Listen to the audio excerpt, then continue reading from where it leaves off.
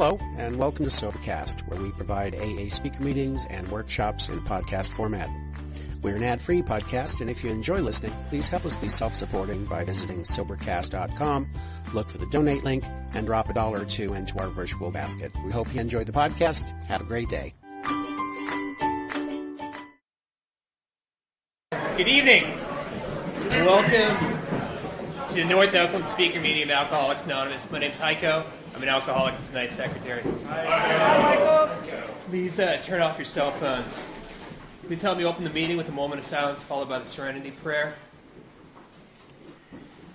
God, grant me the serenity to accept the things I cannot change, the courage to change the things I can, and the wisdom to know the difference.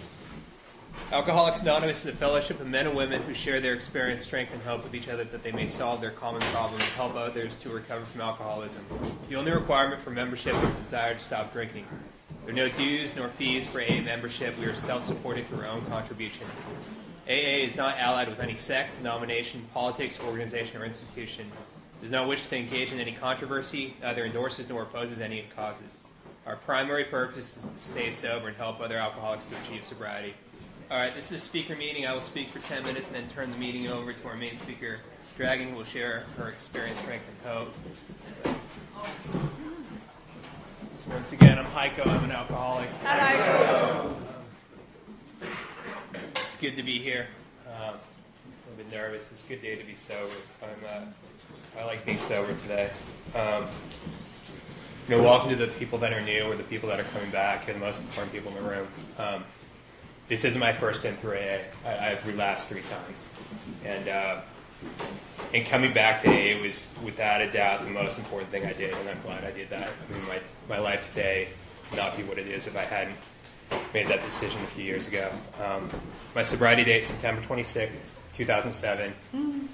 Let me see, right now I'm working on step 11. I just got a new sponsor. I've got a commitment here. And I've yet to work with anyone, but that's something I'm looking forward to. Let me see. So I grew up here in California. I grew up in the North Bay. I'm from Marin County, rough and tumble, Larkspur. My parents are German immigrants. I got an older brother. I had a pretty normal childhood. I don't know, things were good. We were middle class. My parents had a furniture store. I mean, they put me to work early in the furniture store when I was a kid. Besides the accents, I feel a little different. Things were fun. I had a hell of a lot of friends. Played baseball.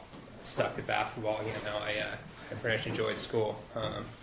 Everything was fine up until like around, I don't know, middle school or things. I think right when maybe I noticed girls or something like that. Things were just, I felt a little different, and it was the first time in my life where like I didn't quite know what was wrong with me, and I couldn't put this connection together. In retrospect, I think that's where my alcoholism first took effect. The funny thing is, I didn't take a drink until I might have had a sip of beer or wine, but I didn't take a drink until I was a junior in high school, and which I don't know how that one happened, I was a good kid, but I wasn't by any means a goody two-shoes. I used to get in a hell of a lot of trouble, blowing up neighbors' mailboxes, setting things on fire, shooting things. So, anyways, let me see. In high school, I went to a private school for a year, and then I transferred to a public school, and just because I felt pretty alienated. And the public school, I was just a normal kid, I played sports. I wasn't the most popular. I wasn't the biggest dork, and I didn't get put in trash cans. I found a little bit of camaraderie in playing water polo and baseball, and that's where I got exposed to drinking. And I remember I went to a party my junior year in high school, and I had 2 shots of Jose Cuervo and 2 Budweiser, and it was fucking golden. It was like, it was just like I felt okay, and I felt better than okay, and it's just like, and I wanted to relive that experience as soon as possible. I remember thinking that, and I've heard that before, and I can definitely feel that today if I really think about that memory. So for the rest of high school, I really tried to do that as much as possible. I didn't blow my high school, but I definitely, my grades suffered as a result of, just trying to drink every single weekend. And my expectations of myself definitely were lowered, my intentions were to go to the United States Naval Academy, and I ended up going to UC Santa Cruz, and that's it's a little bit of a slide. Nothing wrong with Santa Cruz, but yeah. So I went to Santa Cruz, went there for a couple of years. I dropped out quickly. I started drinking a shitload, and I got into drugs. I started doing blow, and I started doing a lot of amphetamines. And drugs are a part of my story, like almost everyone else today. So I managed to fail my way out of Santa Cruz, and I just kind of drifted along for a while. I moved to San Francisco.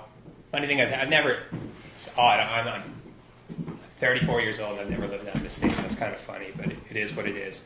So I moved to San Francisco, and I worked some odd jobs. Worked for my parents for a bit. Worked for Macy's. I sold shoes. Sold women's shoes, as a matter of fact, for a couple of years.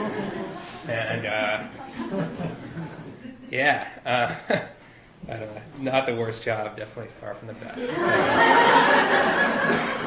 There's no perks for selling women's shoes, by the way.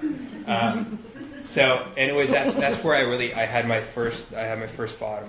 I was living in South Market in the city, and I was doing a lot of amphetamines. My life was completely chaotic, and I ended up I think I just left the job one day, and I was at my brother's birthday at his house, and my parents, they had an intervention for me, and at the time I was pretty convinced that I just needed to go back to college, to get my life on track, and they thought that I needed help. And in my family's very, we're very Euros, and it's just like, and talking about rehab or like doing anything that you see on TV or American, or it's not really part of my family. So the whole intervention thing was kind of odd looking back upon it. But they offered me an out, and I took it, and thank fucking God I took it. It was great. I went to Serenity Knolls in Marin County, and I stayed up there for 3 months, and going to rehab was one of the best times I've ever had in my life. I heard someone say that at a meeting in rehab, and I thought that was funny, and it's fucking true. I had a blast up there. It was really nice, and it wasn't because it was posh or anything like that. I really loved the people. I love the atmosphere. I love being sober, and I love getting to know myself.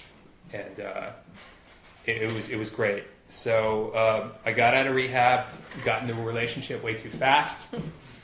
Wouldn't recommend that in retrospect, but it is what it is. And and then I kind of went through this period over the next couple years, where I would be involved in AA, but not quite. I'd be on the periphery. I'd go to meetings, but I'd have a sponsor, and I wouldn't quite be working the steps. I moved over here to Oakland. I was working in a really high-stress job. I was working on the Pacific Stock Exchange while it was slowly becoming an unentity, and I was dry at the time, and I was miserable. And the funny thing is, I complained there was no meetings around there, and it's funny because I go to Diamond Links, and Diamond Links is it's a block away where I used to live, and I don't know how I was complaining there was no meetings there, but. So and the thing is, by not working the steps and barely going to meetings or not going to meetings after a certain amount of time, I go out, and I did it again and again and again. So I did it in Oakland, I did it up north, because I moved after there. I moved to Marin County, and then I went to Santa Rosa Junior College.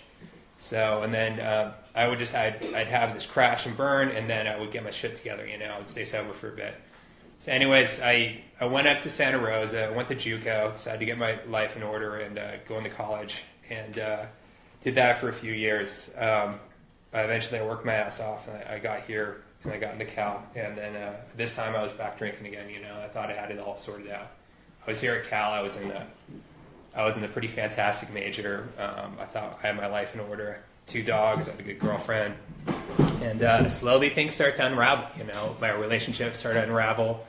And I didn't see any of this as a consequence of my drinking, but it definitely was. I need to speed this up. All right, so the relationship fell apart, and I didn't have any backbone to fall apart on. And I spent the next 7 months just crashing and burning. And one day I went out with some friends, and I had a few drinks, not that many, and I just lost it. Ended up calling an old sponsor at 4:30 in the morning and said, "Pat, what do I do?" And he said, "Just go to a meeting." I went to a meeting, I don't know, Berkeley Fellowship. I'm 8 or 9 the next morning. I haven't had a drink since. And I guess I've been serious this time. It's been good. Right now, I feel like I've got a community here. I know a lot of people in the room, and that's fantastic. I've never had this before. I've never been plugged in before. I've never been actively working the steps like I am before. Just got a new sponsor recently, and I'm actually working a 10-step every single night, which is different. And I haven't seen any of the results so far, I don't think. But, and that being said, I haven't seen them. I'm the worst at seeing any of the results in my life. I'm terrible at it. I really am. Other people always see these things before me.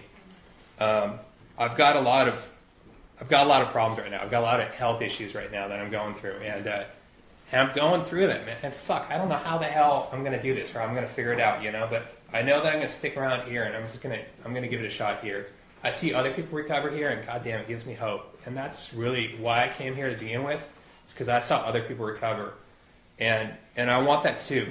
And right now, it's the first time I want to help other people do the same. And it's really good to be here. I love AA. I love a lot of the people in this room. It's really, especially the people that are new here. Just give this a shot. Give it an honest shot. Anyways, thank you so much for asking me to speak, and have a good night.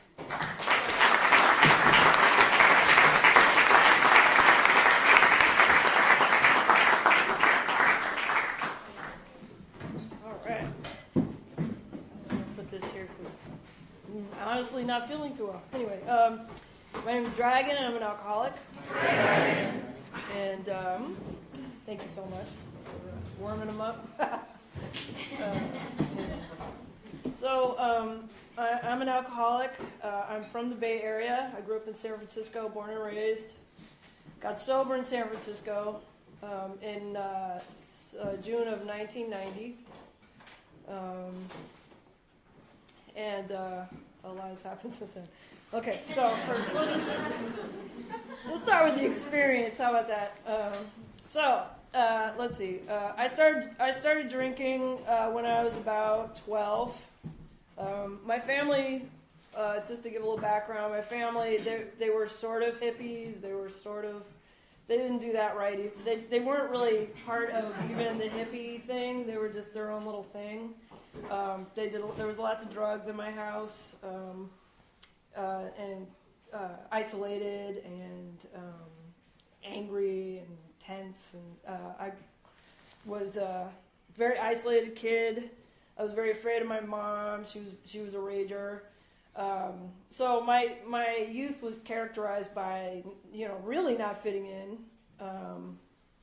not knowing what was going on, and the alcoholic part of it is that I thought I needed to, and so I would just fake it instead of admitting that I didn't know what was going on. That started from my first day in school. I just started faking like I knew what was going on, and thus I never learned anything, and it just sort of perpetuated itself.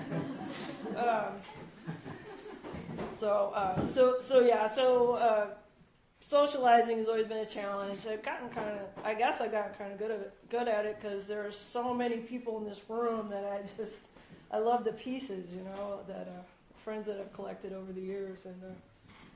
And anyway, so back to when I was 7. No, anyway, so my family was crazy, and I was an abused kid, and I was kind of managing. I managed to kind of muddle through, and I was just sort of starting to get the hang of it. My father, right around the time my father discovered Coke, he's kind of a pothead, and then he got wrapped up in that 80s Coke thing, and got really inappropriate with my sister and I. No money, lies, evil, crazy, yuck. It got really bad at home, and I couldn't handle it. Especially the sexual stuff was just it fucking killed me. I couldn't deal. And, I already felt isolated from everybody, but when that happened, it was like the world really I remember being on the bus and some kids were talking about their early sexual experiences, like with their cute little boyfriends or whatever, and I wanted to join in. I was like, I can't talk about this shit. And the world I remember feeling like the world just shrank away from me. So anyway, that I bring that up because it really was the thing that really set me off on my crazy little alcoholic adventure in life. Up until that point, I was a really good kid. I cared about stuff. I was, goody two-shoes. I really was, I cared about stuff and was really earnest.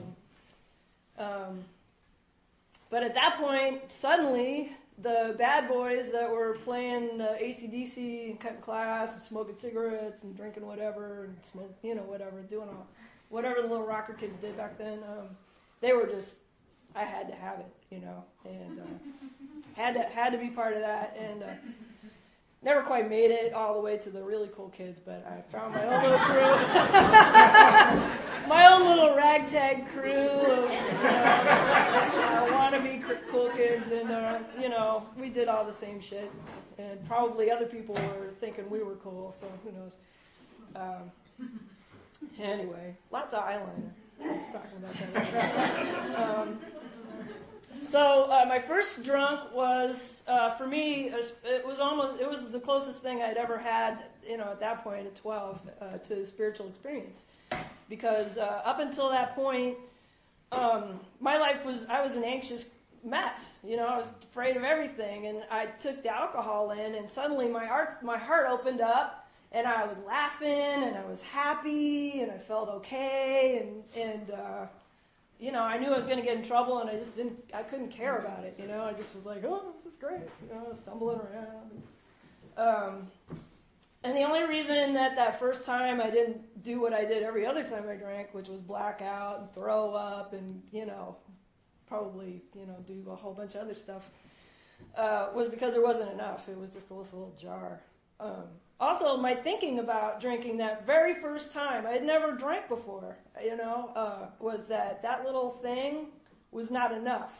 I knew there were like 10 of us and they were passing this jar around. And even though it was enough to get me drunk, I always had this like volume issue. If I didn't have a bottle, I was afraid from the very start. So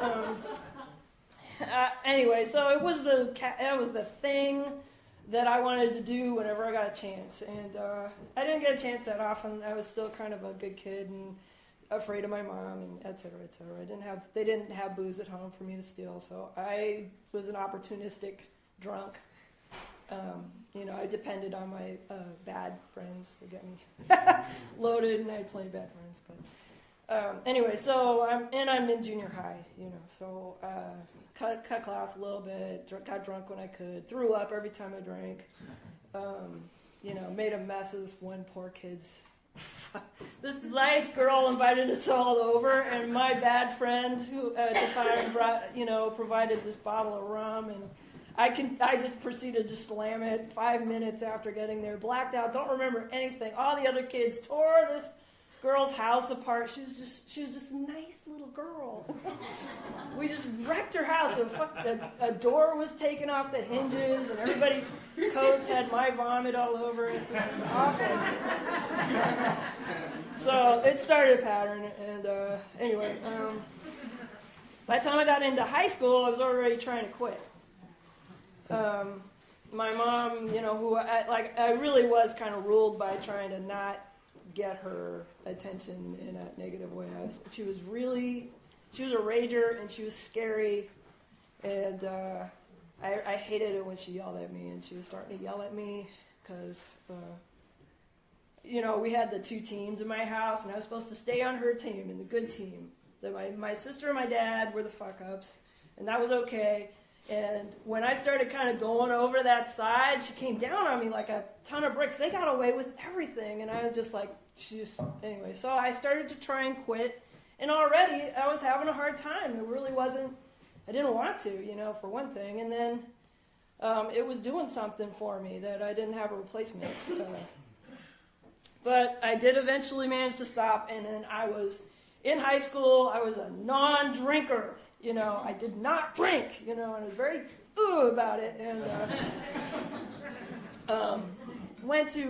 I just threw all that alcoholic energy into school. I didn't have any friends really. I think I had a boyfriend, and that was about it. And I was a total pain in his ass. Whatever. So I would go to school, would go home, do homework, go to bed. It was just that was it. That was my life through high school mostly. And I was a cranky, miserable, anxious mess.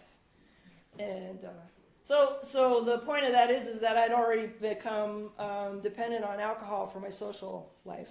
That was the only way I knew how to be around other people, really. By the time I was getting ready to graduate, my mom would rather see me drunk than how I was. I was like a fucking wreck. I was crying all the time because I got all stressed out about school. And I turned 18, she gave me the nod. She kind of, and I just started drinking again.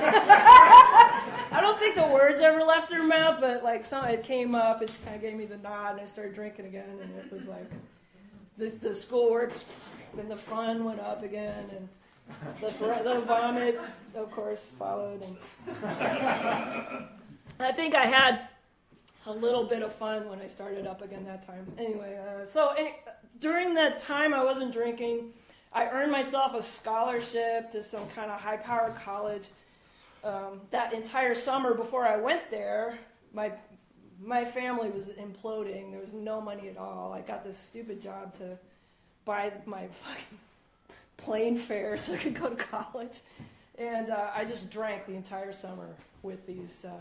I had a couple of friends. I met these people. I was vending on the street, and I met these homeless drag queens. Me and my sister would hang out with them, and we kind of we would drink with them, and we even spent the night at their house, under the playground on the hill in the Castro. It was great. They taught us how to scam churches. And, my sister put a pillow under, and then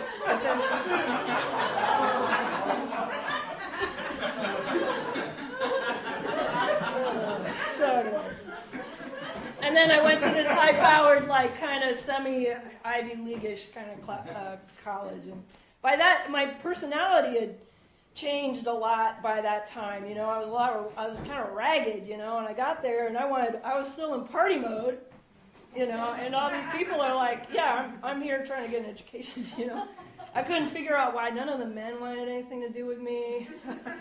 I was it was a hard time. Anyway, no self-esteem, just totally, utterly destroyed. And I drank for the first semester. By the second semester, I was trying to quit again. I came home for a winter break for New Year's. I went and hung out with one of my friends. Had a six-pack before the party. By the time I got to the party, I was almost blacked out. And then suddenly it's the next morning, and I'm wearing somebody else's clothes. And I'm thinking to myself, I must have had a good time. What I found out later happened was that I had gotten very intimate with a quote-unquote ugly old biker guy at the party. In the back, he'd taken me off into some back room, and the party got busted. And if the police hadn't come, I was going to get left with the old ugly biker guy. Thank God the party got busted, and I had this vague memory of this really handsome guy rescuing me from the room or something. I thought I had slept with him now. So to this day, I have no idea what happened that night. It scared the hell out of me because at that point in my life, that wasn't a regular occurrence, later on, it was just okay, whatever, I guess this is what I'm doing now. But at that point in my life, that was scary, so I quit again, and then I went insane. I was in college, in this high-powered college. I didn't know why the hell I was there anymore.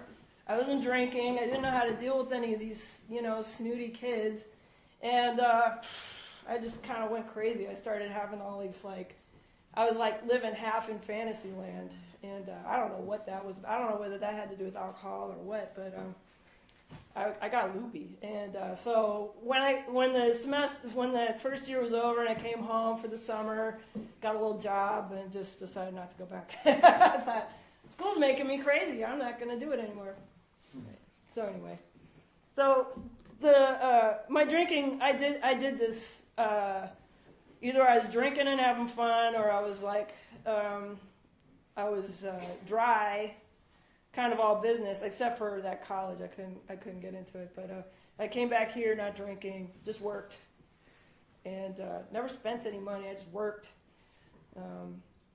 Got all crabby and mean again, and miserable and empty. My life felt completely bankrupt. My life felt completely morally bankrupt when I wasn't drinking, and when I was drinking, it was a mess. You know, I would do things that were really not good for me, and get in, you know, just sort of fling myself out into the world, you know, and meet these. I would always like run into these crazy, you know, semi-homeless young people, and we would go and hang out over here. It was just sort of like this like free flow adventure, and anyway, so that's how I drank. A lot of sexual acting out. That was ultimately the thing that made me want to stop drinking. Because I had the history of my dad and I had remembered it. You know, right before I went to college, I think. You know, I was kind of processing that, and then drinking and acting it out again, and feeling horrible about myself and what is wrong with me, and all this agonizing and hell bent on destruction. I don't know. You know, it was crazy behavior. It was really it was a rough time. I mean, I look back on it and it was just like, God, it took so much work to make myself so miserable. Burning through, you know, group of friends after group of friends with like really horrible behavior and drinking patterns, and until I was 22, I kind of burned through all my lower companions, all the homeless, IV drug using runaways were shunning me.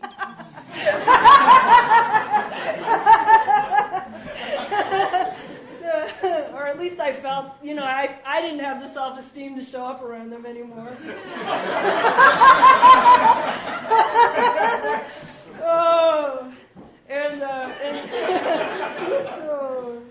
Yeah, I had this boss. I was cleaning rich people toilets with this lady, and she had quit drinking and using drugs, you know, 12 years ahead, and had gone to AA for a little while. So she was talking me up. It was the 80s, you know, it was the late 80s, early 90s, so everybody was doing recovery, and there was John Bradshaw and a whole section of the bookstore on self-help and how to, you know, purge all that stuff. And so I started doing all that crap, and it just made my drinking worse. But I didn't connect the two up. I didn't see the connection. And one day, you know, and then it got to where my drinking got so bad, dredging all this stuff up, that my boss was like, you know, you really, you know, something's weird. You know, normal people don't go into a weekend saying, oh, I'm going to stay home and clean the house and, you know, maybe, you know, chill out, and then come in on Monday morning and say, I went to this rager and I blacked out. And, you know, I would tell her everything. I didn't have any shame as far as that. And she said, that's not normal. And I'd be like, really? I think so? And finally, I'm going to get sober now. It was 1990. It was June. It was the Hay Street Fair. My mom lived right there. And I was there, and I was ready to have a fun time. And I went and bought a little six-pack or something.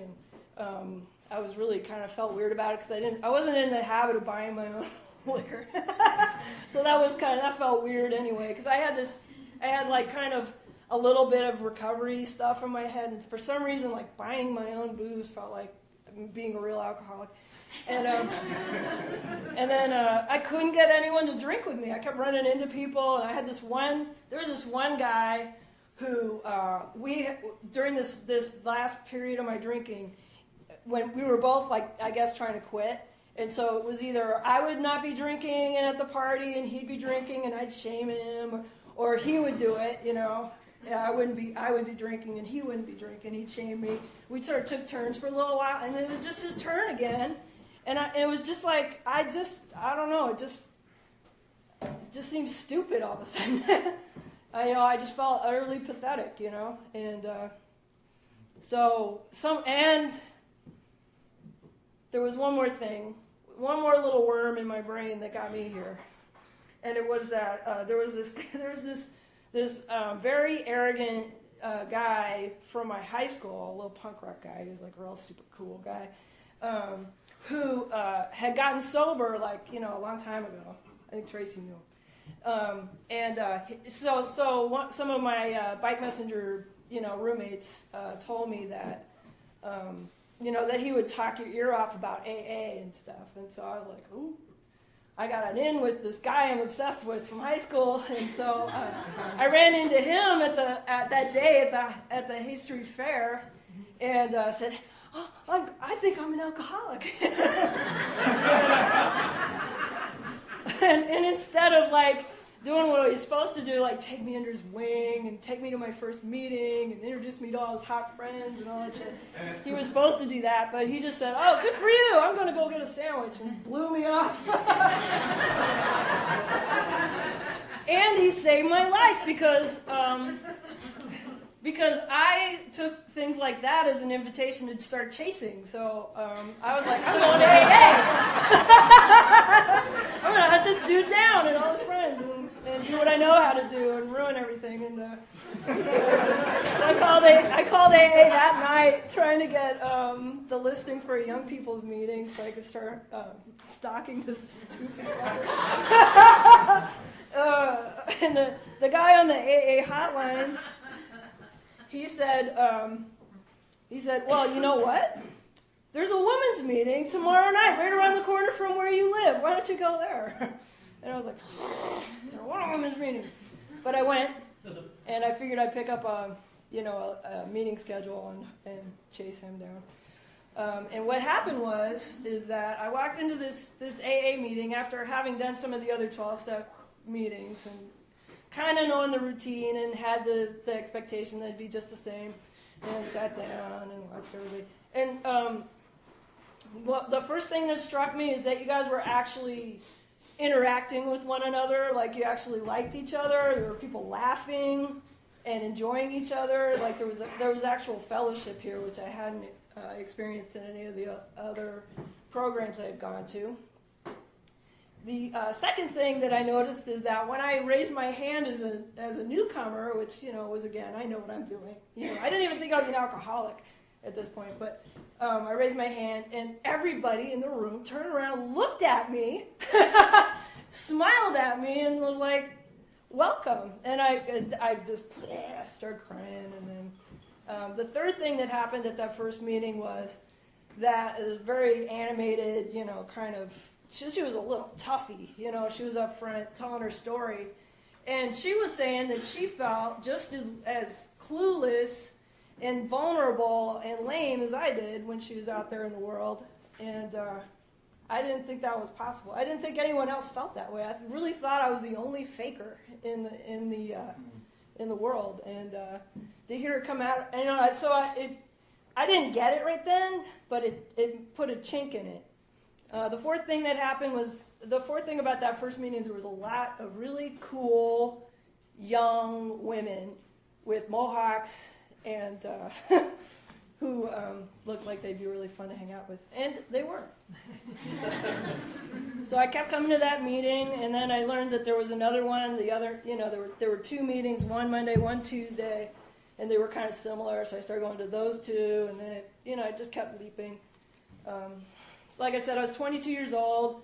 The plan was to, lay off for a month or a year or whatever and get my life under control again and whatever.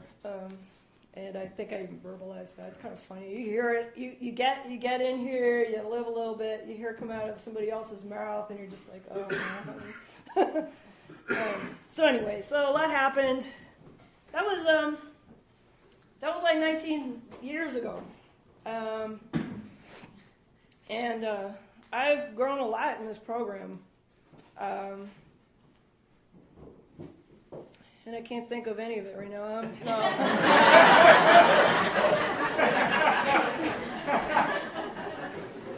Yeah, I got into so the first phase of my sobriety was learning how to talk to people again, learning how to go out and have fun again. Because my only experience in not drinking was severe boredom and isolation and misery. And I thought, I remember my first meetings kind of steeling myself for that. Okay, here we go. And then what happened was that I started hanging out with these cute, punk rock hairdo girls, and we went out dancing almost every night. And we went all over the place. We had just like the best time. We'd laugh. We went on a road trip and hassled perverts, and it was just a fun time. We did. I don't even want to tell the story. It's too gross. These girls were wild, man, and it was just what I needed to keep my. I was just like, this is great. I didn't really get my first step until I was about 9 months in. I had been hanging out with these cool chicks, blah, blah, blah, just sort of going to meetings, going through the motions, doing what I was supposed to do. And then I almost drank. I was with one of my little sober buddies, and we were hanging out with this whole circle of, like, even tougher, cooler, more Mohawky girls, and they all had a beer, They were hardcore, and I was like, yeah, I want this, And I wanted nothing more than my friend to go away so I could drink and join this elusive little club of, and I got through it. I didn't drink. My friend didn't leave. And then I went to a meeting and shared about it the way you're supposed, my friends, so we were dancing, and having a great time, but they were telling me that the program, they were giving me little bits and chunks of like what it meant to be sober, what you needed to do to be sober. And one of those little tidbits was if you almost drink, you talk about it. So I just raised my little hand. It was just like that first meeting. I'm just going through the motions, not expecting anything. And I said, I almost drank, and then this sorrow from the depths of my soul came up, and I was just like so terrified about what I'd almost done. I almost given up. Pretty much the greatest thing that had ever happened to me. I'd never felt, it took a little while. I mean, my self-esteem was so damaged when I got here, but just those early friendships were probably the best relationships I had ever had in my entire life being in here, because I was allowed for the first time in my life to be me, to really tell the truth, and just be who I was, even though I was trying to be cool still. Anyway, so about 9 months in, I really joined the program. I started, being a little more willing to do, the things like take on coffee commitments and all those things that almost got me drunk because I was wired so fucking tight. Customer service was not a strong point for me in my early days. When I get scared, I get angry. You ask me to do something, and I don't think I know how to do it. I just get mad at you. So it's something I've learned in the last. I finally figured out probably 8 years ago. Anyway, let's see, what else? Oh, well, okay. So that dad, it's his fault that I'm an alcoholic, all that crap. It's not his fault, of course I was alcoholic to begin with. If it wasn't for him, I might have been a scientist or something and just had just sort of tiptoed into alcoholism, and I might still be drinking right now. I was like, thanks to all that drama from my childhood, my alcoholism was fucking gross, and I couldn't live like that. And I got to get sober I don't know. I don't know what my life would have been like without that. Also, my dad was one of us. He was just one of us, and he didn't get sober. And I remember when, it was through the process of, after doing, 4 or 5, and getting to some self-acceptance and forgiving myself a little bit for my faults, it's like, how could I be mad at him for, being screwed up? I mean, I don't know what he went through when he was a kid that led him to do what he was doing. And anyway, so I got to the point where I could forgive my father. I made amends for the reaction to what happened, what he did to me. Because the reaction was I ceased to recognize his rights as a human being. I wouldn't listen to him anymore, no respect, locked him out, stuff like that. A lot of that he earned, but it hurt me. I locked him out of my heart, and then all that bullshit behavior I was doing drunk was trying to get him back. Through the backwards, looking for love in all the wrong places, that kind of deal. Well, I was trying to reopen my heart to my dad, really, is what it was. I was trying to change what had happened I don't know, it doesn't make any sense when I say it. But I was trying to work out stuff.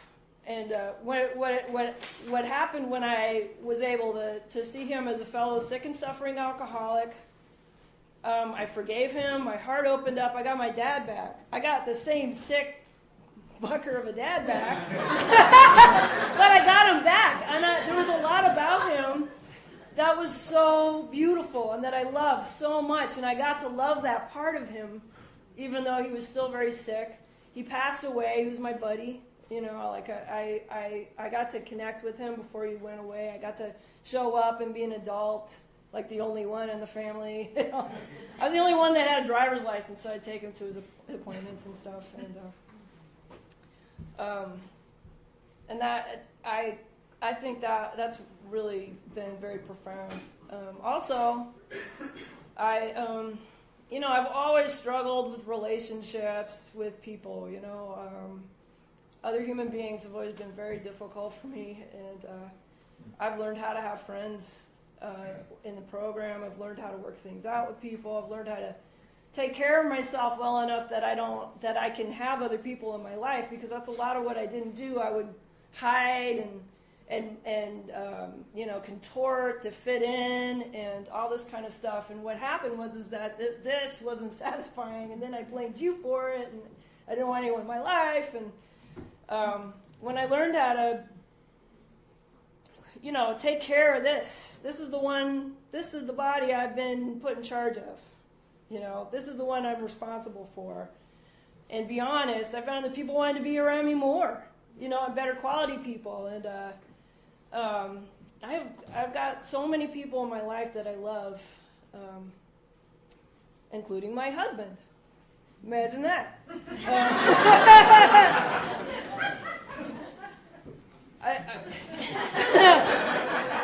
So anyway, every step that I've taken in this program, every one of them, 4, 5, 6, 7, 8, 9, 10, 11, 12, each and every one of them, I've taken not believing in it, not really grudgingly, not until I'm forced by extreme pain. I just sort of went through the motions and then was just floored by the results. Things started shifting in my life. I would almost get immediate relief in some areas. Some was harder. But every time I kind of submitted to the truth, submitted to the steps, and just worked them, it's been a miraculous process. And so even if you don't believe in them, try them. You don't really have anything to lose. I don't know. I remember when I first got in here, it felt like if I did those steps, it was going to kill me. If I took a commitment, I was going to die. It was going to be horrible. And I don't know why. I don't know where that came from. But anyway, so submit. It's okay. It's really safe. It's okay. It really is.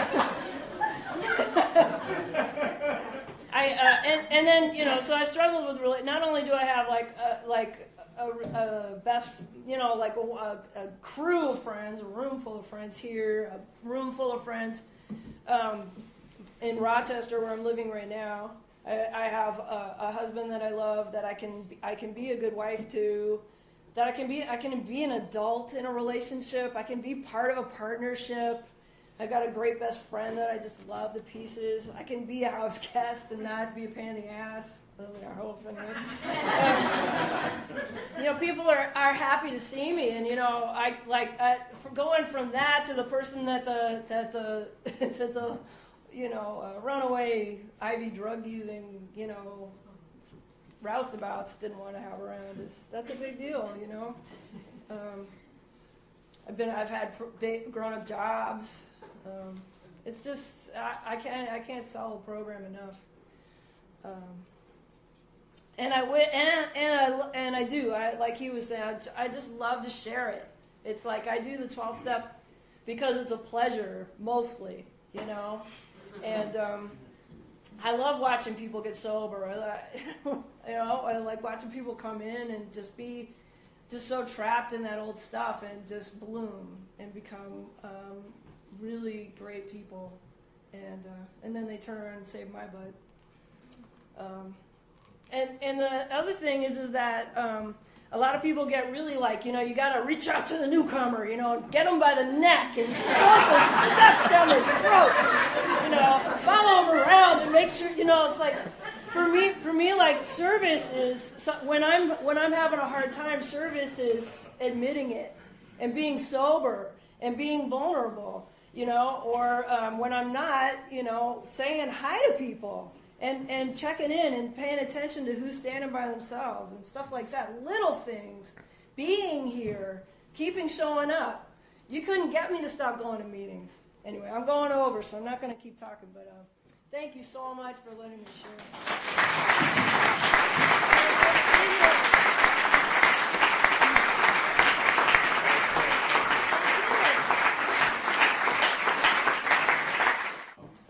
Let's re-welcome the visitors and especially the newcomers. And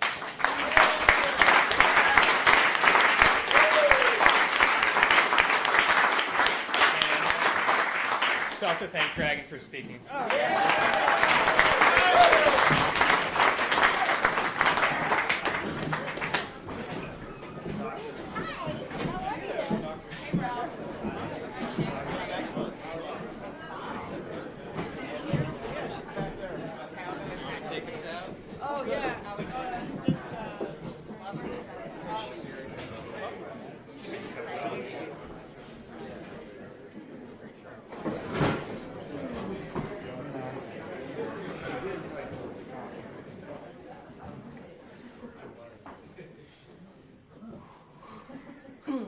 Can we have a moment of silence to contemplate how lucky we are this evening to be sober, and followed by the serenity.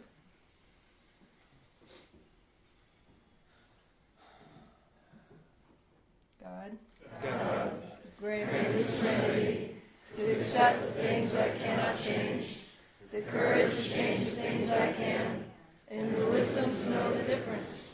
Keep coming back, it works. Hi. Hi. Great show. Thank you. How long are you guys in town?